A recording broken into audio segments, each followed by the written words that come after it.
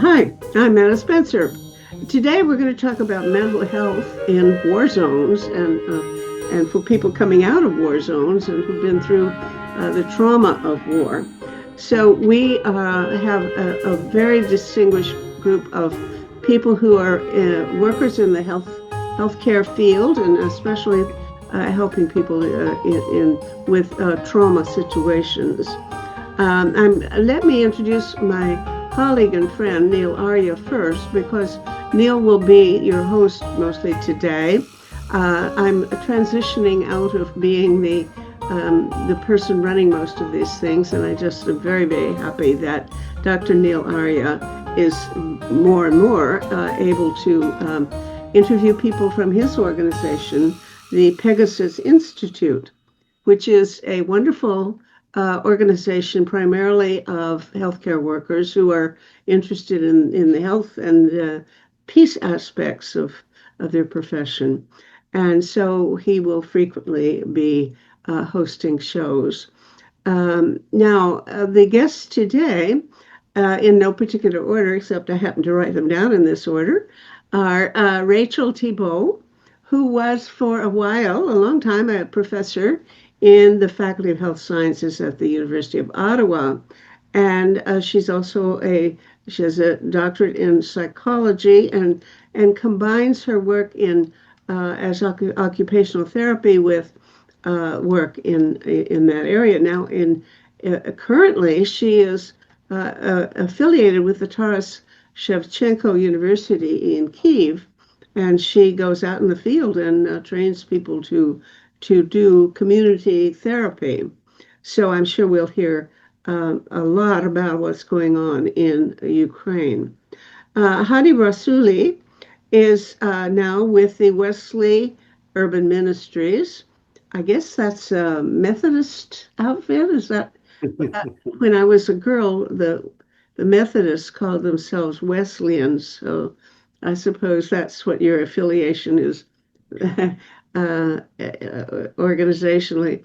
Anyway, he works with newcomers who are settling in Brantford and Hamilton, which are towns in Ontario, not too far from where I'm located. And he is sometimes working with the Wilfrid Laurier University, where he is acquainted already with Bree Akesson, who's a professor at Wilfrid Laurier's Faculty of Social Work.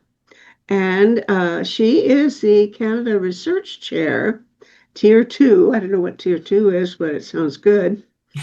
Tier 2 in Global Adversity and Well-Being. It's a title that I really think we should all try to memorize because I need a good catch-all title for do good work. and that sounds like a very good title for it. She does research with families who are impacted or displaced by war and political violence. So we have people here who have been in war zones and know what the whole situation is. I'm tempted to maybe title this thing "How to Save" or "Staying Sane in War." Something titled like that when we're through. We'll see. Anyway, Neil, good morning. How are you, friend? Good morning. Yeah, doing quite well, and it's a real pleasure to be here with old friends and collaborators, people who have been involved and spoken for Pegasus. Rachel more than a decade ago, and then Bree and Hadi a little bit more recently, but colleagues helping with our institute and the conference, so a large part of the sessions I'll host in the next couple of months relate to our Pegasus conference at the beginning of May. And each of the three will be presenters. So this is a chance to share with people who might come from the conference who speakers are. You mentioned that we are a lot of health professionals, but not only health professionals. We have a lot of academics who are related to environmental science, development, and a number of other disciplines. But again, people who are concerned about the planet. With the three guests that we have today, they represent different health disciplines from psychiatry to social work to occupational therapy. And each has had different experience within rooms with adults and children. Thank you. The way I got involved in war zones was a bit peripheral. Initially, I was working in West Africa with people living with disabilities associated with HIV/AIDS. And so I created protocols of community-based rehabilitation to deal with both the psychological and physical impacts of HIV/AIDS. And those protocols worked fairly well. So I was asked to replicate something similar in conflict areas. So I started in places like Sierra Leone, like Rwanda, like Lebanon, Nicaragua, and it kind of expanded. And over the past decade, actually, no, over the past, I would say 25 years, I've been working mostly in conflict and post-conflict areas. My story is very similar to yours, Rachel. I was living in East Africa right after university. I graduated and I thought, I'm going to go to East Africa. I was part of the US Peace Corps. I'm American.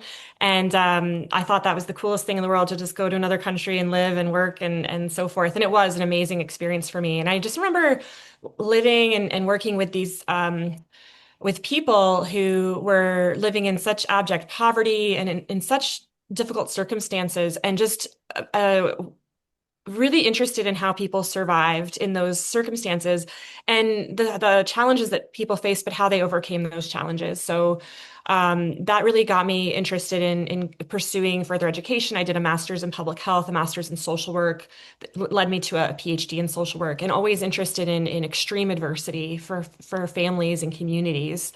And I worked with some wonderful mentors in my lifetime who took me to different places around the world where I got to see all different communities and different cultures and how they persevere under the most adverse of circumstances. And that's really became kind of a through line for my research. Initially started working with children in conflict, children in war zones, and that really got me thinking more about parents and parenting and family. We oftentimes focus on children as individual, beings that are impacted by conflict and war and so forth. But I was really interested in kind of how the family supports that. Hadi, different from the others, you didn't have a choice in terms of deciding to work in a war zone. I was in the war zone. I'm originally from Afghanistan, and getting to the mental health, it's something personal to me because at the last year of my medical school in Afghanistan, I got a very severe depression, and unfortunately, there wasn't any psychiatrist there. And the only way that I got the help was from a psychiatrist that she was from Europe. And after the after I got better, and I thought that this community, uh, this city needs to have someone to work on the mental health. Why we are all going to the other fields like surgery, like internists, like and after that, I really persuaded, and mental health was really a shame in our country. It's still a stigma in Afghanistan. At that time, when I started to doing my specialty in psychiatry in Afghanistan, they were they were always calling me like you're a mad doctor. You yourself is mad. You are mad, and because of that, you choose to work with those people as well. But I really loved it. I really found myself there that there should be a person to help the others that needs this kind of support. The trauma is way different from the trauma that we are seeing here in Western countries, and it became something really personal and to me. And because of that, when I came to Canada like 3 years ago, the only way that I wanted to work was still working on the mental health. it's the way that I can feel myself better. I can help myself and also others as well. That stigma related to mental health, you say, wasn't just in the general public, but it also amongst your colleagues. Yeah, that's true. And I believe it still has, but it decreased. It decreased year by year. I remember when I wanted to go to have my psychiatry residency, almost all of my colleagues, all of my classmates were saying that you are the only person that choose to go to psychiatry. What's happening with you?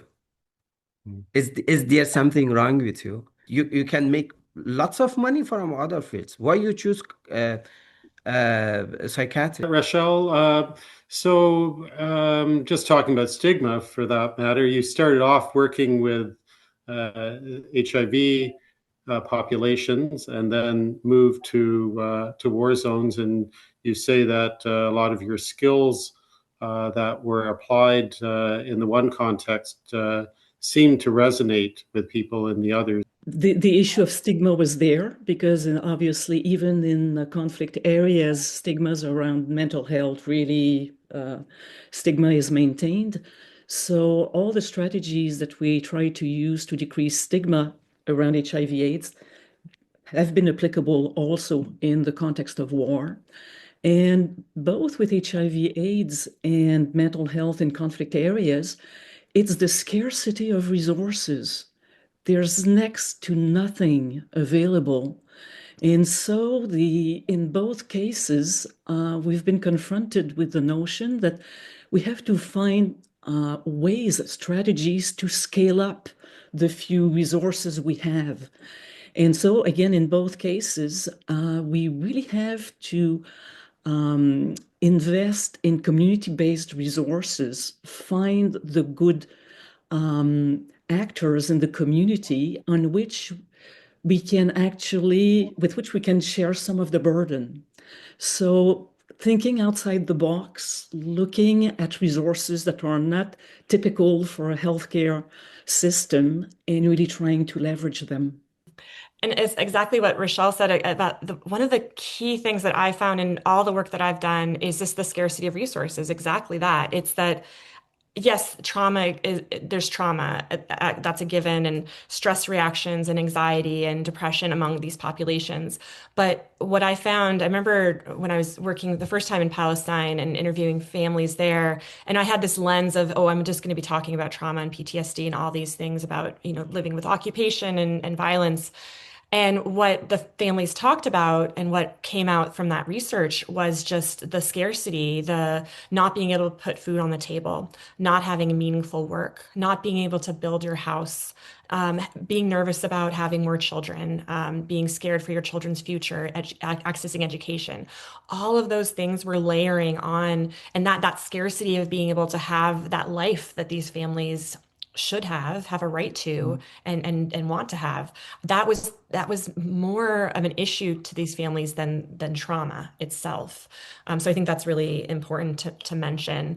And then in terms of the resistance part, Neil, absolutely. I think I see that not just in the Arab speaking communities with the idea of sumud, which is like resistance, but you see that in all the communities that I've worked with, and it's the everyday experiences or the everyday practices that families engage in.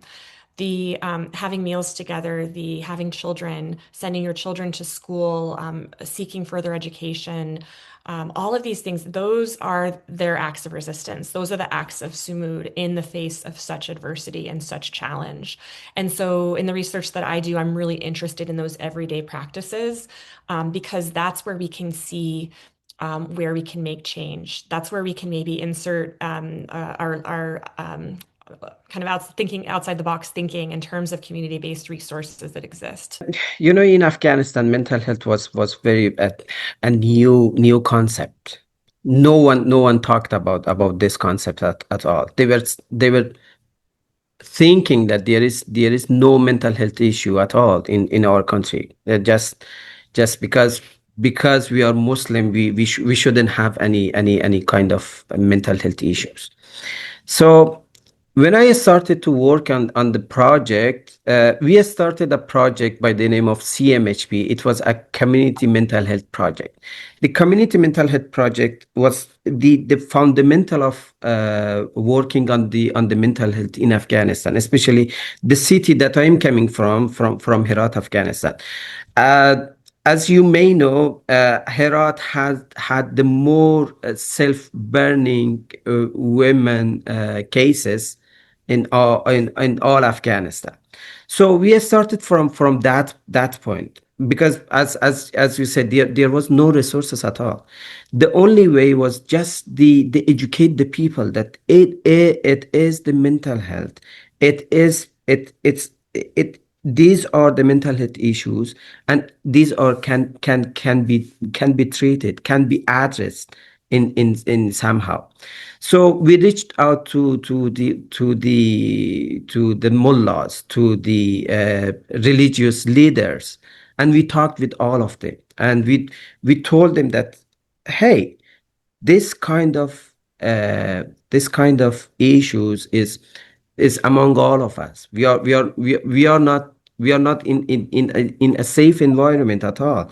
We are in a war zone, and all of us have our own trauma and anxiety and all of those.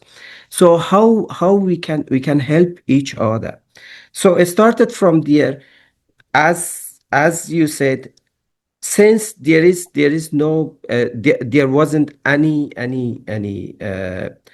plan, any resources, you should have built the resources for yourself. So using from the community was the main part for us to build the resources.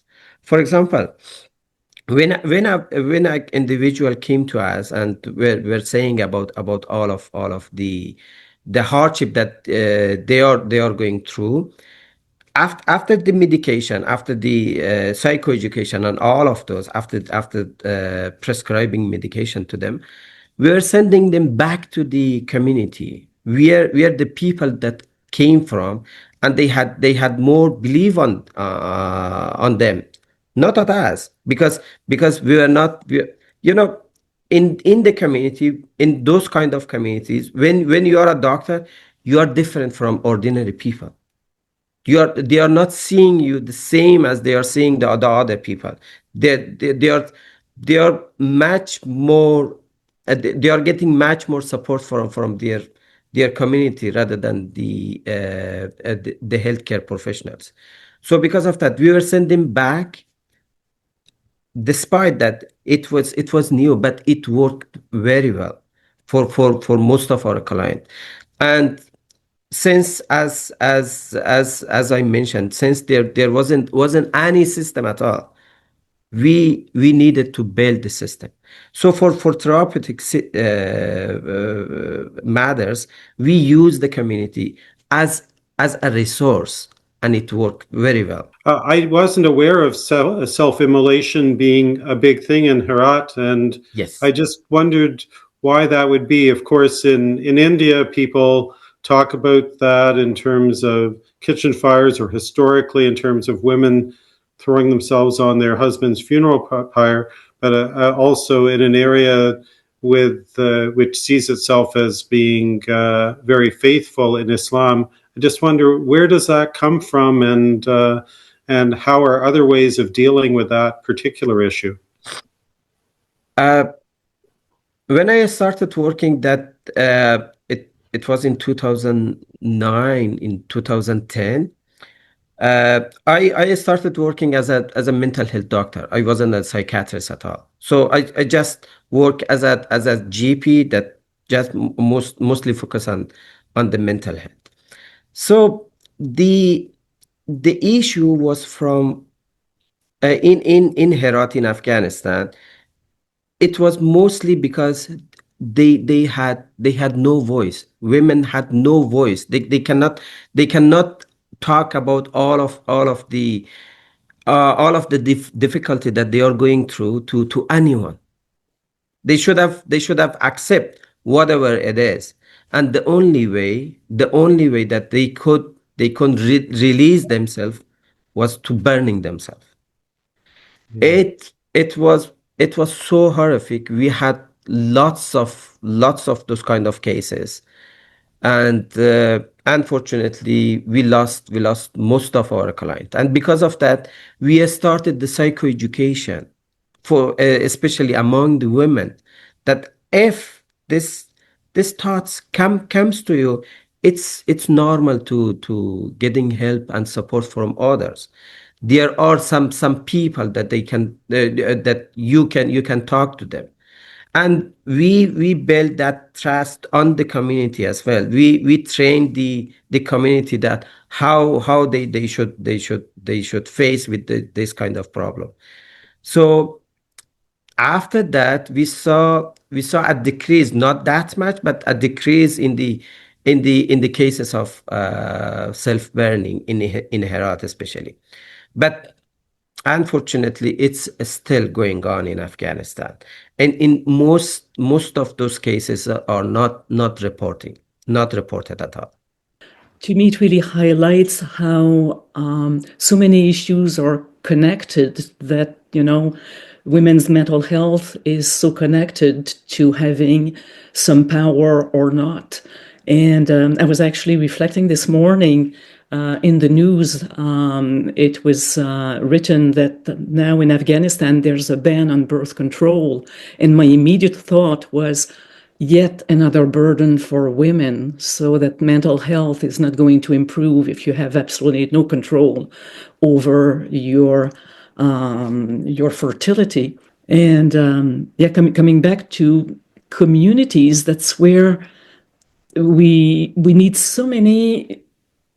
to act on so many different angles, that it's strictly through a really comprehensive approach that we can change things. Like in my field, it's all fine and dandy to manage to get funding for specialized wheelchairs, but if they're not usable in the community, if there's not even the right roads, in terms of mental health, it's really fabulous to get money for example, very specialized treatment of PTSD. But what do you do at the community level to prevent some of the symptoms from becoming chronic?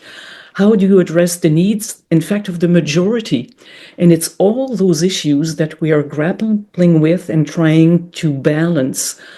Currently in Ukraine, what I see is that most of the money is invested in about I would say, the 15% of people with very severe symptoms in terms of trauma.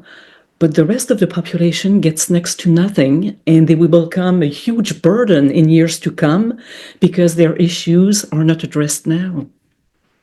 Could you talk a little bit more about the focus on mental illness versus mental wellness in the community? Absolutely. Actually, a bulk of my work at this point in Ukraine is about building community resilience, and it's not labeled as addressing trauma. And it's really, again, through cultural brokers. I don't speak Ukrainian. I don't really know Ukraine. I don't know the language. I don't know the culture. So I work with a network of cultural brokers who really guide the process and who really indicate what are the indicators of community resilience, what is deemed resilient within Ukraine, and we worked to really reinforce that. And so we have a lot of community groups. We do a lot of peer support in Ukraine. And again, not for addressing trauma, but for supporting each other and building strength. And it's clear that in the end, trauma is addressed, but it's not the way we frame it. We want to build on strength and not only keep that discourse of traumatic circumstances. I was just thinking about the project actually that Hadi and I were involved in, which is when I first met Hadi in Afghanistan. And this project that we worked on was for me, it was life-changing and career-changing. I just love this project. I talk about it a lot, not just because I got to meet Hadi and other wonderful colleagues, but I thought the model was so wonderful. And maybe I can talk a little bit about what that looked like. It was led by Dr. Martha Bragan, the wonderful social work professor and researcher academic. And the entry point into the communities was the universities.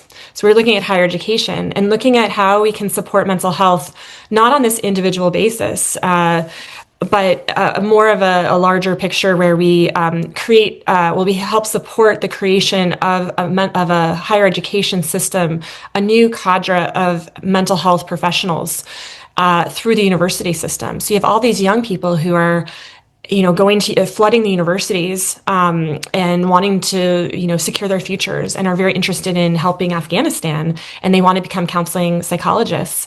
So we worked with Dr. Hadi and other colleagues to create a curriculum for these young people to become counseling psychologists in their communities. And the project was a success in that way. We created these model counseling centers at the universities. We supported the faculty who were going to be doing that kind of work, supporting the students. And that way we were hoping that these young people would go out to their communities and start to serve their communities and start to talk about these factors, these everyday things that families and communities are facing: mental health related, scarcity related, resilience, all of these topics. It was a wonderful program, and unfortunately, it doesn't exist anymore. The project that we worked was to establish counseling department for the two major universities in Afghanistan, one in Kabul and the other one for Herat University. And how we came to that point, before we coming to this point, I'm talking about 2010 and 2011. We hadn't have any psychologists in Afghanistan, in whole Afghanistan. So in 2011 and 12, we started a project to train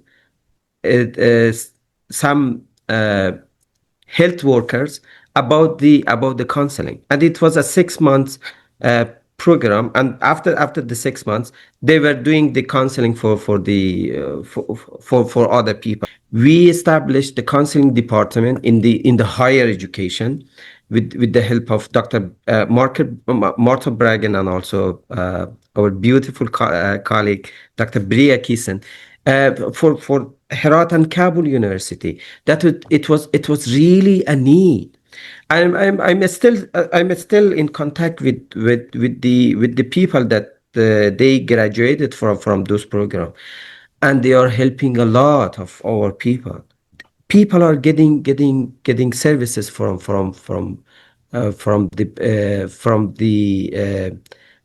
the students that graduated from the program that we built in Afghanistan, and I'm really proud that be part of that program, and I hope that we can go back to Afghanistan again one day and continue that program for our. Bree, I wanted to ask you about your most recent context with Rohingya in Cox's Bazar, where you actually don't have people who've come from the same community. We've talked a lot about people who've remained in, and then trying to create something within those types of settings. So I'm doing I have 3 projects right now that are in Cox's Bazar in southern Bangladesh, which hosts the largest refugee camp in the world, which is Rohingya refugees who fled Myanmar in 2017 as a result of the genocide there.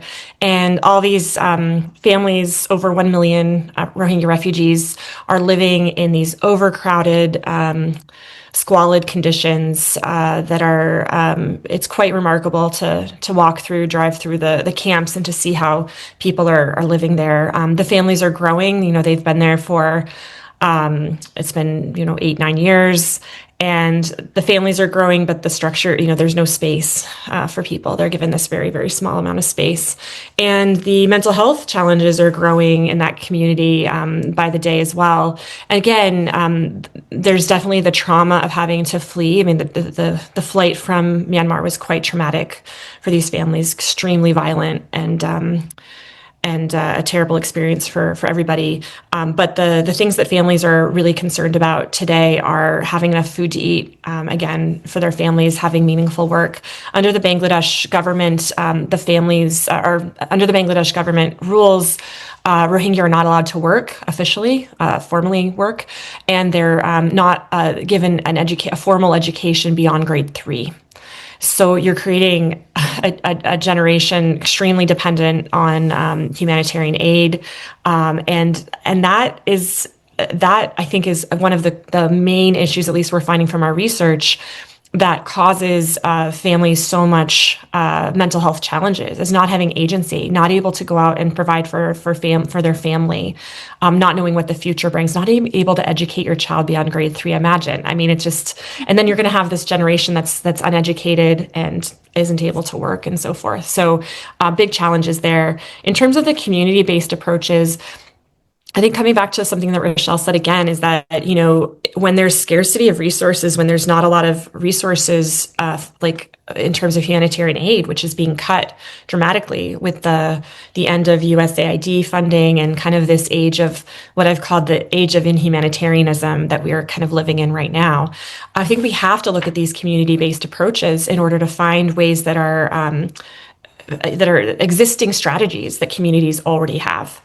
And so in the research that we're doing, we're looking kind of a bit through a health lens, looking at, how families are engaged in perinatal care, how they're taking care of their children, how parents are parenting, how they take care of one another in the communities, and what those challenges are within the communities so that we can address that. But always looking for the community-based approaches that are emerging from the research. We're always looking with this wide lens in our research to uncover those mechanisms.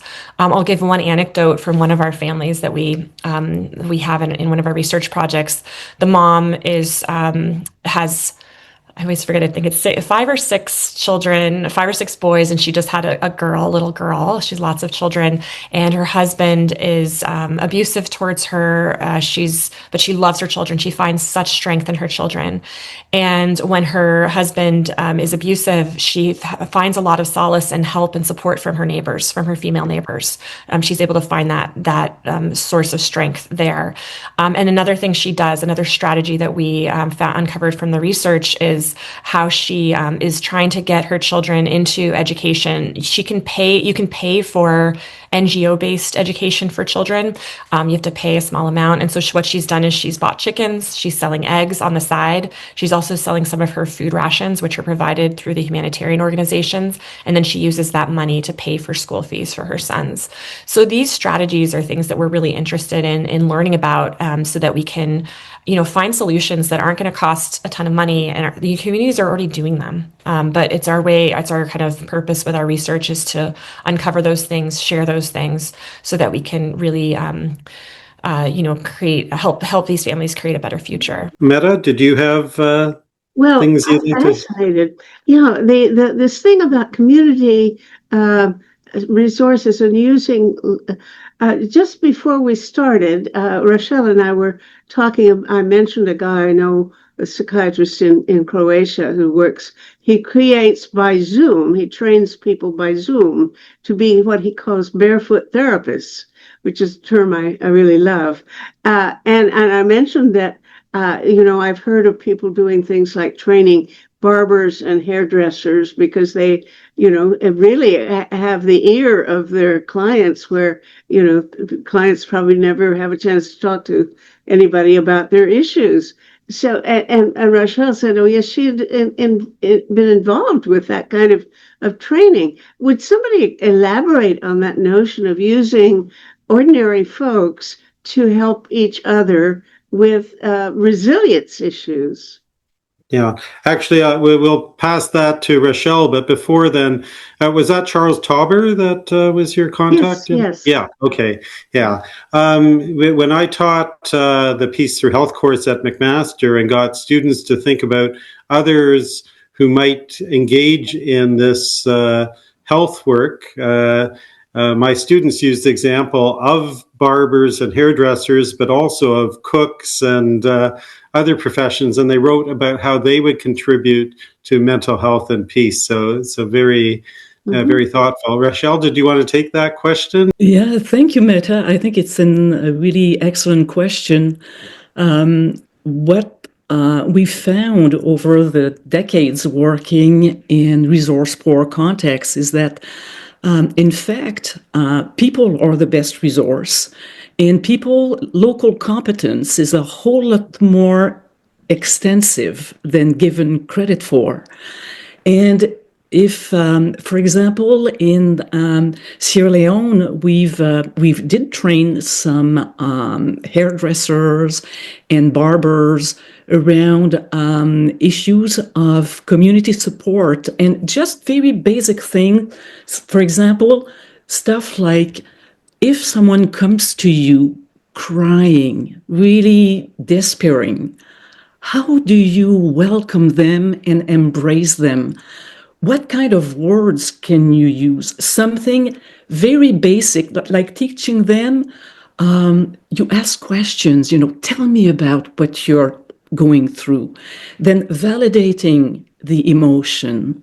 Then trying to resonate with it, to show compassion, and then offering really tangible help. Small stuff that's very basically human, but that literally creates networks of mental health support. So we don't go into really sophisticated interventions, but fundamentally we try to bring out the basic humanity we all carry to make it a tool for resilience and mental health support in communities. Very, very simple strategies. Hadi, I'm going to move to Canada, and now your work with Wesley Urban Ministries, which is the resettlement agency for Hamilton and Brantford. And now, as you've learned lessons from your own community and how that affects now your day-to-day work, so thinking about newcomers here. When I came to Canada like 3 years ago, my thought was how to find a way to work again in the mental health field. As I mentioned, it's my passionate, and because of that, the only way that I feel myself to being the original Hadi, original myself, is to get connected with the people around mental health. So I started working with with Wesley Urban Ministries, and after a while, I told them that there is a need for our people regarding the mental health issue. I'm still working with the complex cases with the definition of mental complex cases can have all of those terms of coming from war zone countries, coming from with lots of trauma and having some medical or non-medical issues as well. So working with newcomers taught me that how resilient they are, how resilient you are when you are coming to another country with just your clothes, with just a bunch of clothes, nothing else. I'm seeing the resiliency among the newcomers when I'm seeing the new since we are working with just government assisted refugees, that most of them live in the rural area or in the refugee camps for so long, for example for 9 to 10 years before they came to Canada. I'm seeing that how resilient they are. They passed all through the way to get to this point, to come to Canada, and how resilient they are, that we are seeing most of them after a year or two, they are being self-sufficient. We are having lots of clients that they are working in other organizations, in the banks, in all over Hamilton and Brantford. They are making their own businesses. So it's coming all from the resiliency that they have. So, for example, if a person that he is a refugee, he or she is a refugee, and he can be in a camp without any resources for for example, let's say 5 to 6 years. Believe me, if they became if they came here, if they come to Canada and have all of those resources, if we can connect them with the actual resource that is available for those type of people, they are going to be successful. And I really like the work that connecting people with the resources that is available for them, and they are going to contribute. They are going to contribute. So what I've learned in my now nearly 50 years out there, it's that we have way more in common than we have differences. And the strategies for resilience are so similar from place to place. And as Hadi was saying, it really boils down often to meaning, to a sense of agency, and to connectedness. Usually, when you have that in place, I mean, it's a really good start to build on. And what I found is that people are way more resilient, again, than we give them credit for. And just as an aside, one of my fears, we have in the West a model where we really inflate trauma. In research, we speak more and more about the semantic inflation of trauma, and it's starting to erode the resilience I see in those communities, because we come in and we tell really resilient people, we tell them, no, you've been deeply traumatized, and the only way you can, emerge from this is either use our expensive therapies or our meds. And I feel it so disempowers communities. So that's one of the major obstacles now in my work. And so I would say that's pretty much the main lessons I've been learning over the years. We are always being told you can't do therapy, or you can't really have contact with people in a culture you don't know anything about. But what you seem to be saying is that the problems are so similar that you can. Is that true? Would you expand on that? Sure, we certainly can, and I put some caveats. I always work with cultural brokers, so people who are from the culture, who know it well, and I will never do anything that they don't approve first. And also, in most of the programs I do, I'm not the face of the program. I'm in the background, and I train local trainers. And for example, in Ukraine, we do a lot of peer support, which would have tweaked to local culture. And I train other people to do peer support. So I'm not the first person the locals will come into contact with, because all this material needs to be shaped according to local culture, a culture I don't fully understand. So yes, we have an impact, but we always have to rely on local competence first. Thank you. The thing that Rachel and Hadi have been saying are just, I completely agree with. I couldn't agree more. Especially the part about inflating. I think we tend to inflate trauma, and that erodes resilience. I've seen that since I've started this work. There's such an overemphasis on PTSD, particularly when in fact PTSD is a very, very specific criteria that does not always apply cross-culturally. And so that's something that like I said in the beginning when I was talking about how I think that, that's definitely a challenge for some families, the traumatic responses, stress responses, but the really everyday experiences that families are going through in terms of the everyday struggles, right? And then I loved also the discussion about kind of coming back to the basic humanity of people and how critical that is. And I think that that's the commonality that we have in the work that we do. Absolutely. Connecting, there's a way to connect with people when you don't speak the language, even if you're using a cultural broker, which I also use in my research. There's a way to connect with people that I think is so meaningful. And then I guess what I wanted to add in terms of what Hadi and Rachel have already said of something that I've learned in the work that I've done is how much people want to tell their story.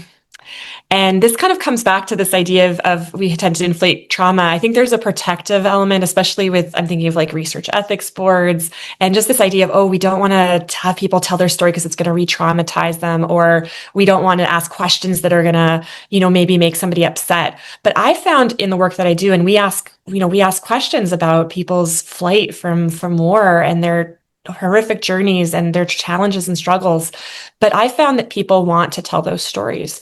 I recall speaking with a father, and I was kind of following the protocol of, okay, well, we're going to use a pseudonym for you so that you can share anything you want and you'll feel comfortable doing that. He's like, no, use my name. Please use my real name. If something happens to me, if I die, if my family dies, I want people to know what happened to us. I want them to know. And he said, I want the world to know my story. And that has been a driving force for me in my research. And I kind of try to share that with my research team as well. So that's a driver for them, that we really want to capture these stories, especially in places where people are we're dealing with forces that are just out of our control. The political situation. I mean, people always ask, like, what's the solution? The solution is to end war, end conflict, to solve, peace, right? And to solve these things. But that's out of my control. It's out of most of our control. So what can we do? We can document, we can share stories, and we can give people that opportunity to share that story in a way that's meaningful for them and gives them agency, that they're feeling like, I want to share with you the parts that I want to share. And then that can become a very empowering process for the people that we work with. When I started working with newcomers here in Hamilton and Brantford, I saw that most of them, when they are coming from the war zone country, that they are having some mental health issues, they are coming back and saying that, you know what, it's not going to work. They really didn't. I really didn't find it that much helpful, because they are using the terms that we are not using in our countries, and even the way that they are treating people are way different that we were expecting. As Rachel said, that most of this Western approaches is like to get to that expensive therapy, which is not going to happen and it's not going to apply to all of people who are suffering from mental health. So I thought that, what if we start a project, especially for Afghan newcomers, and I know the culture, what if we start the same thing when we started in Afghanistan? The community mental health project, somehow look to bringing them all together and talk about mental health. And it is started from there, and with help of you and Dr. Bree Akesson, we got some funds and started up that project for our Afghan newcomers here in Brantford. And it was really a beautiful project. I really learned a lot from that project. We expected to have like 20, less than 20 people, but at the day first, you were there, Dr. Neil. More than almost 40 people showed up, and all of them came together, and we had sessions after sessions for them. It wasn't anything else, just to use the local competency. We use the Afghan mental health professionals to come to our session, to talk with the people, to connect them together, to make a community with themselves. And it went fantastic. And we are planning. We got another small fund for that project again, and we are going to have this culturally relevant mental health intervention for Afghan newcomers here in Brantford, and we just applied to get the RIB soon. So with this project, the thing that we are using, as Bree said, we are using the word that the people knows it better. The people that they can connect better with those words. And most of the time, they really want to share their experience. They want to share everything they gone through. They I told them many times, don't share it if you don't feel that you are going to be re-traumatized. And they were saying that it happened to me, and I want the world to know that what happened to me. And because of that, we need to have someone to talk. Oh, who is that person better than myself? I need to talk for myself. And because of that, we are using the local competence. We are using the narrative therapy. We are using the approaches that worked for that culture as well. So because of that, all of the mental health professionals that we are bringing to our sessions, they are all Afghans, or they know the culture, and they know the language. And when they are talking together, part of this project is part of this beautiful project. I'm saying that it's they are cooking together, and when they cook together, they are getting closer to each other. They made a group for themselves, and they talk a lot. The power of the community, we should accept it, that the resiliency are coming from the community. And if we are using those resiliency and those community, we can have this kind of power of uh, uh, culturally healing for the society as well. You've also brought music into things too that people find in common, and the cooking is a mixed gender group, and there are other things related to gender norms that have occurred here. Hadi has mentioned there were about 50 families who had come from Afghanistan since 2021 to the Brantford area, and so a high percentage of them ended up coming to this, but most of them didn't even know that there were many other Afghans. They might have known of a family or two, but some didn't even know there were any other Afghans in the area till then, and they've formed their own WhatsApp group and continue to do their own healing and connection. What struck me in the conversation is that the commonality of values and perspectives, that it all boils down, as Hadi was just saying, to connectedness, to sharing, safety, agency, and that's really the basics that in the end don't cost that much, and they make all the difference.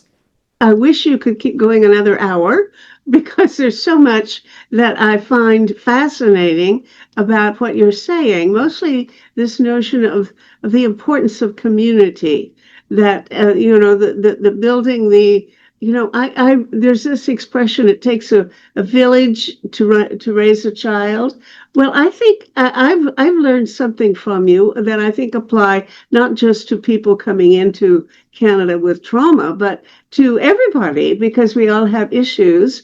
And I think mostly nowadays we have such a strong sense of privacy that we probably don't share as much with our hairdresser or other people as we could if we just decided that that really is a way to build community and to develop resilience. So I think I'll go talk to my hairdresser next week sometime.